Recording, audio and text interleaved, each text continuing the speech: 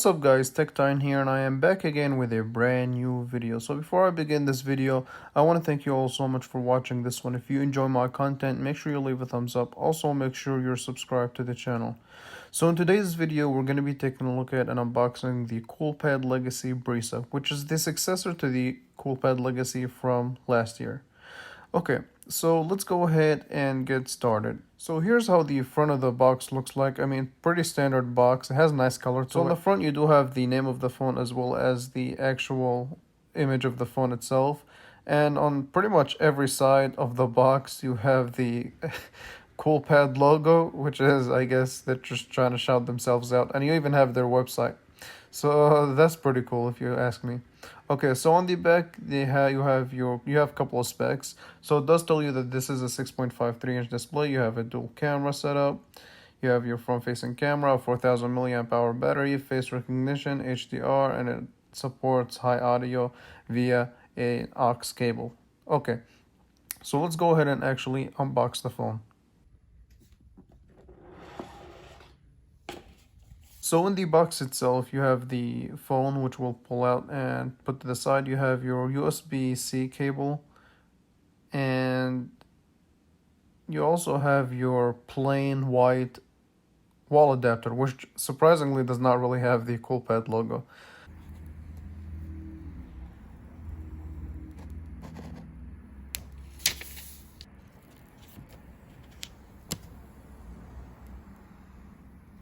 So now that the setup is complete, I want to walk through the phone itself. So let's start by talking about this screen.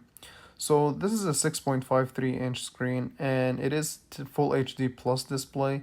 So the screen itself, from my viewing, from first impressions or from my eyes, it is sharp. It is nice to look at. It's definitely a high LCD. It's definitely a high quality LCD panel. And as I said, I mean, it's really sharp, especially for a 1080p panel. So getting my camera as close as possible to the phone, it's really hard to notice pixels. And as far as viewing angles go, this phone is nice. I mean, so far the display for me, as the price of the phone goes, 10 out of 10. Okay, so now on the bottom of the phone you do have your USB-C as well as your bottom facing mono speaker. So they're not really stereo or anything like that, but you do get your bottom facing speaker. And if you can see on the left hand side, there is one hole which is meant for the microphone.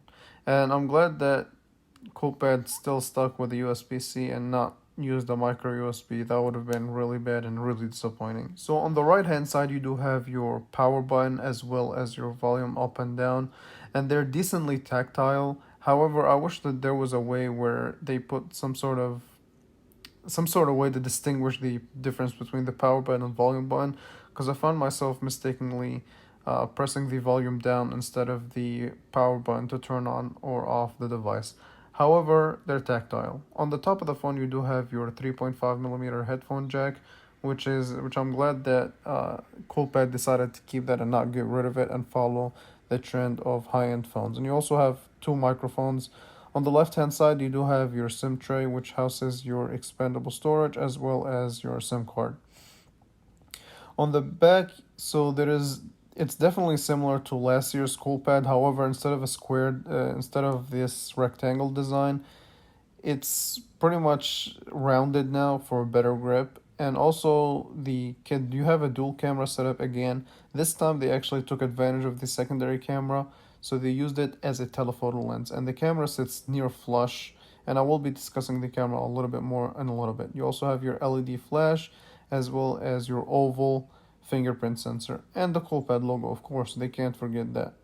So yeah, the pattern does kind of try to resemble carbon fiber. It's hard to look at just by the camera. However, if you hold it in hand, it's definitely, even though the whole phone is made out of plastic, it's definitely gives it that premium look, and it feels nice in the hand. Okay, so they do decide to go with this teardrop notch display, so not really entirely bezel-less or not a hole punch. It is just a teardrop notch. And as far as the interface itself, it's near stock Android. However, they do change the design of the icons so they follow a more squarish design. Okay, and that's pretty much it of how the phone looks like. And one thing that I want to mention too is that if we look at the sides of the phone, it does try to resemble these chamfered edges, which, okay, I mean, it looks nice, to be honest. However, it's plastic instead of metal, so that really defeats the purpose. And as far as performance goes, this phone has 3 gigabytes of RAM and octa-core chip. And from my first impressions, opening up apps seems pretty smooth and there is little to no lag at all. I just have to do some more testing as far as 3D games go. And from what I've seen in other videos and from what I heard, it's decent. However, I just want to do my own testing and see how it plays out from my end. And yeah, so back to the cameras. So these are two dual camera setups. One a standard wide angle lens and the other one is a telephoto. And so they do sit perfectly flush, near flush, which is nice, and which means that you can set your phone on the table and it should be fine. As far as the camera interface goes, it's simple, straight to the point, and one of the things that I like is that taking pictures on this phone is near instant, which is amazing for its price point. And so I do also have to do some more testing as far as the camera goes to see how the quality is. With that being said, I want to end it here. So thank you all so much for watching this video. If you enjoyed it, leave a thumbs up. Make sure you like the video and subscribe to the channel. And I will definitely catch you guys in the next one. Thank you all so much for watching.